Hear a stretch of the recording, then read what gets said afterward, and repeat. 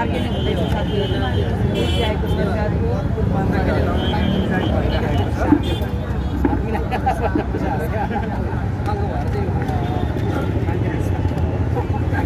उतापट्टि शेरबहादुर देवा हुनुहुन्छ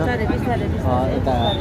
हाम्रो ऊर्जा मन्त्री हुनुहुन्छ भने उता केपी ओली प्रधानमन्त्री हुनुहुन्छ यता चाहिँ कुलमान हुनुहुन्छ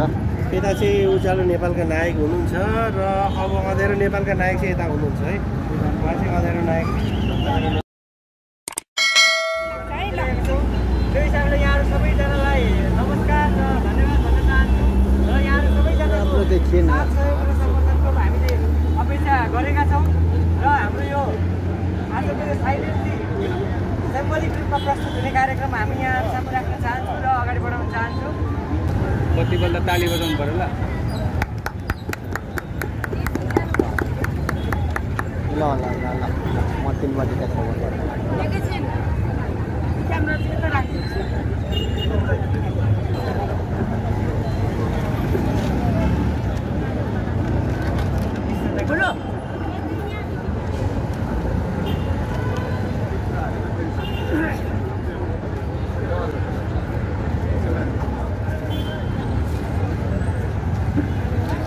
अलिकति छेलियो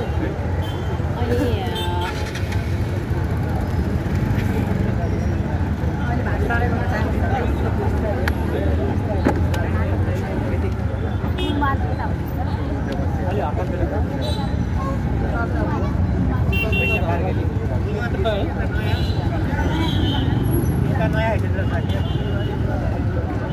यता चाहिँ कुलमान हुनुहुन्छ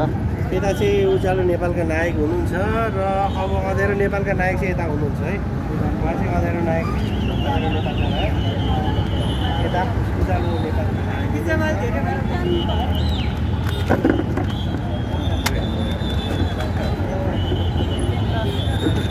मौन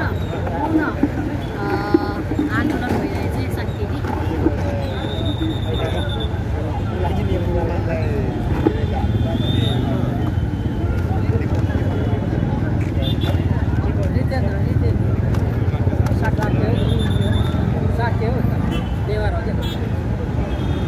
कुलमानलाई हटाउनको लागि यहाँनिर बार्गेनिङ हुँदैछ साथीहरू आएको सरकारको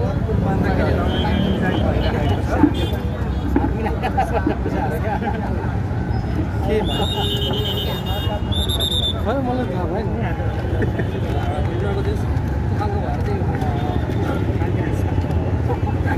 उतापट्टि शेरबहादुर देवा हुनुहुन्छ यता हाम्रो ऊर्जा मन्त्री हुनुहुन्छ भने उता केपी ओली प्रधानमन्त्री हुनुहुन्छ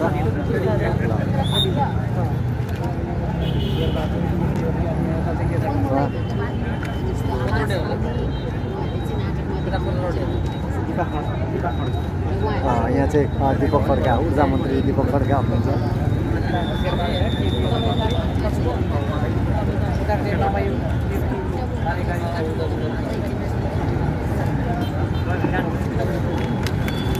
ल उहाँहरूको अहिले कुराकानी सबै मिलिसकेको छ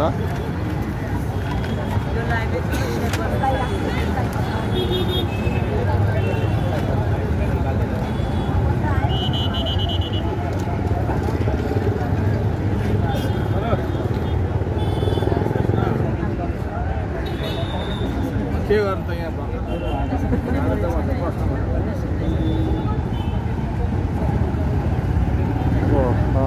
ऊर्जा मन्त्रीले चाहिँ उहाँलाई पत्र थमाइसक्नु भएको छ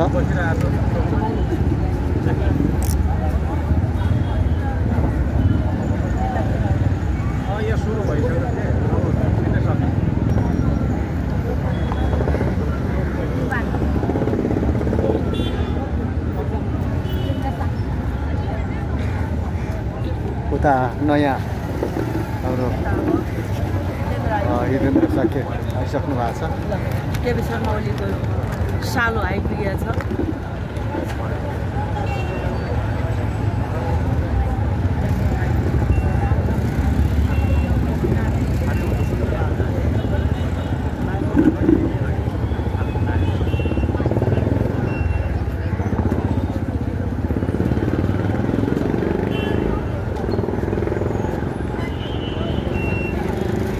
जुन मन्त्रीस्तरीय छलफलहरू भएको थियो त्यसको वस्तुस्थितिलाई समसामयिक रूपमा उहाँहरूले चित्रण गर्नुभएको छ।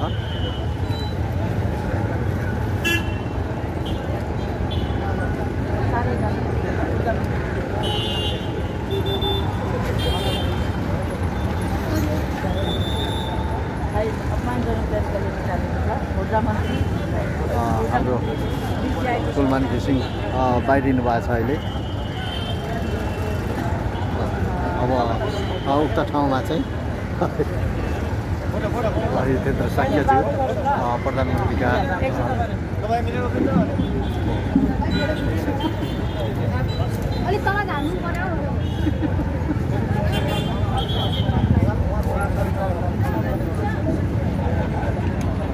बत्ती पनि मिलिसकेको छ।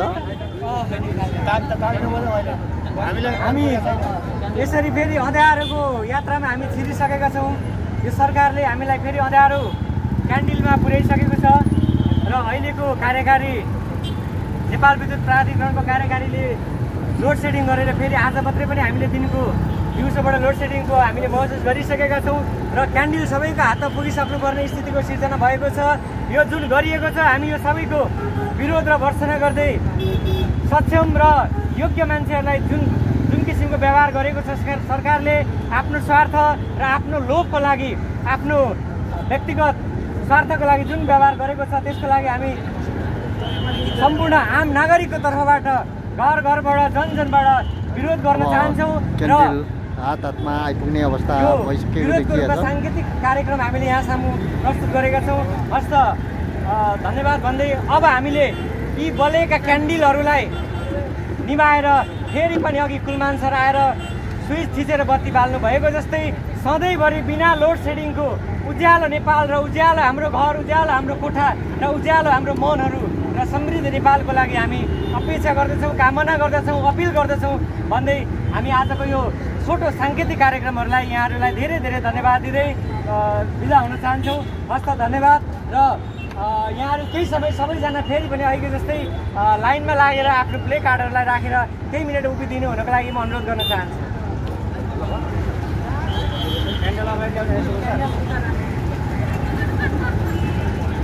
दर्शक महानुभावहरू पक्कै पनि यो चाहिँ आश्चर्यजनकको एउटा साङ्गीतिक कार्यक्रम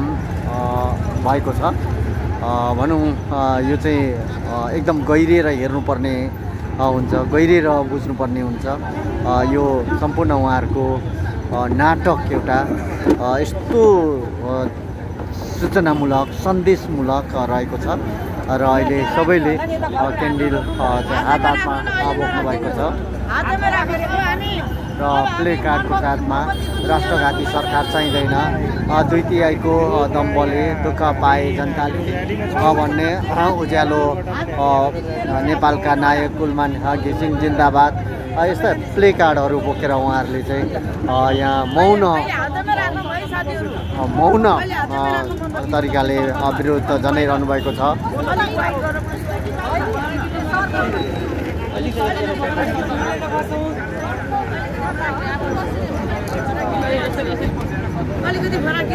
कोहीको आँसु नझार त्यस्तै गरी भ्रष्ट ऊर्जा मन्त्री दीपक खड्का राजीनामा दिए, त्यस्तै गरी राम्रोको पक्षमा आम जनता, जनतावाद, कृपावाद, मुर्दाबाद भनेर उहाँहरूले यसरी प्ले कार्ड बोक्नु भएको छ। कसैलाई राख्ने कसैलाई हटाउने निर्णय अब जनताको भन्ने कुरो रहेको छ। त्यस्तै गरी जनतावाद, कृपावाद, मुर्दाबाद निर्देशक सालो, राजदूत साली, सुखी प्रधानमन्त्री, समृद्ध ससुराली भन्ने नारा यस्ता नाराहरू चाहिँ उहाँले प्ले कार्डमा लेख्नु भएको छ, बोक्नु भएको छ र यसरी मौन तरिकाले शान्तिपूर्ण तरिकाले यो र्याली अथवा जुलुस सम्पन्न गर्नुभएको छ। हामीले यो कार्यक्रमलाई निरन्तर रूपमा भोलिको दिनमा पनि हामी अगाडि बढाएर लिएर जाने नै छौँ। जुन अँध्यारो नेपाललाई उज्यालो नेपालमा परिणत गर्नको लागि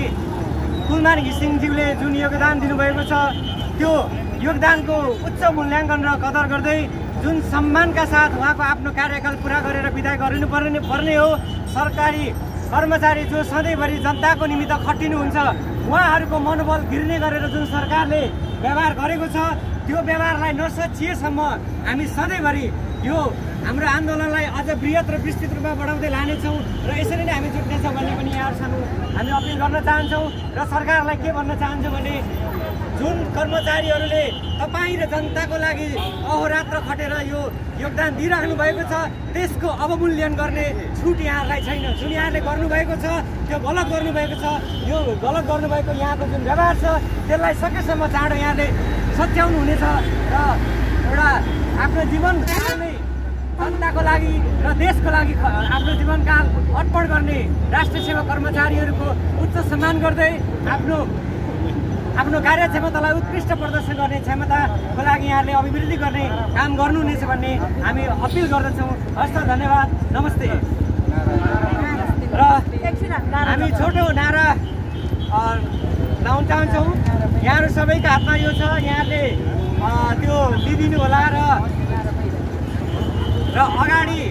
त्यहाँ दुईवटा अक्षरले लेखिएको छ, कालो अक्षरले लेखेको हाम्रो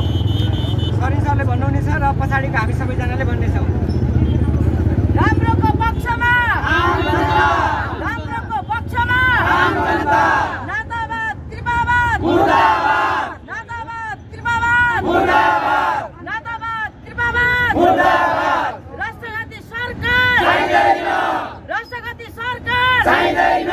कोहीको आँसु नझर देशको जनता नहर कोहीको आँसु नझर देशको जनता नहर कोहीको आँसु नझर देशको जनता नहर उज्यालोको नायक कुलमान हाय हाय